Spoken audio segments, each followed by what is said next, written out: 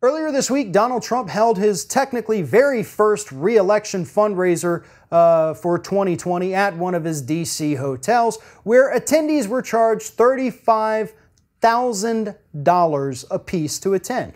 Well, during this fundraiser, Donald Trump got up there, made a little speech where he started once again attacking the media, this time specifically going after CNN for the fact that they recently had to retract, apologize, and fire a couple writers for publishing a story that turned out to not be 100% verifiable.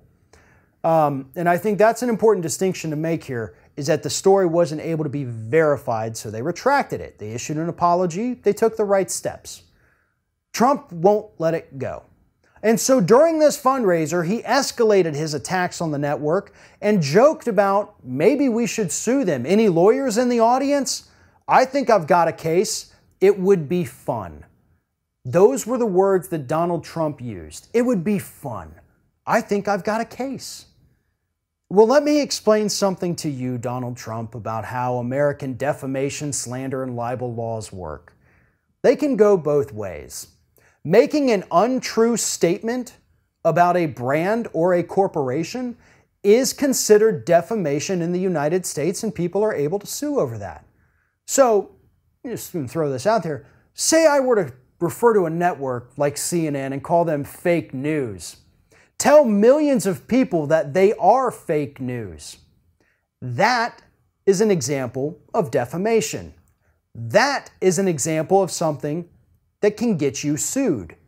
That is an example of something that you do on a weekly basis. So you know what, Trump? Go ahead.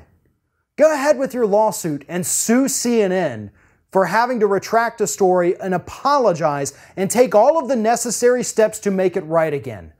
Because I can promise you, before you turn around, you are going to be slapped with a countersuit for continuously referring to this legitimate news source as fake news. There is a case there, and it's a case that even a first-year lawyer could probably prove in front of a federal court. You have a big enough audience via Twitter and all your social media outlets where you call them a fake news outlet that they could prove defamation and slander without a doubt. And that's my message for Republicans right now. You better watch out, okay?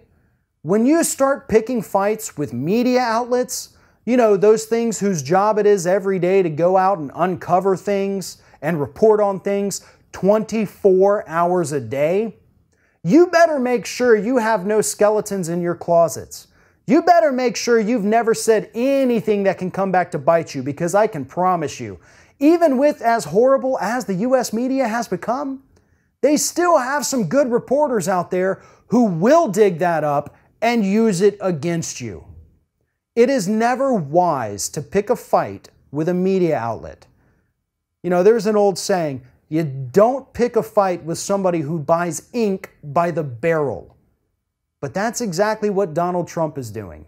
He thinks that attacking the media is a winning strategy. And the Republicans, to be honest, have admitted that that's going to be their tactic for the 2018 elections.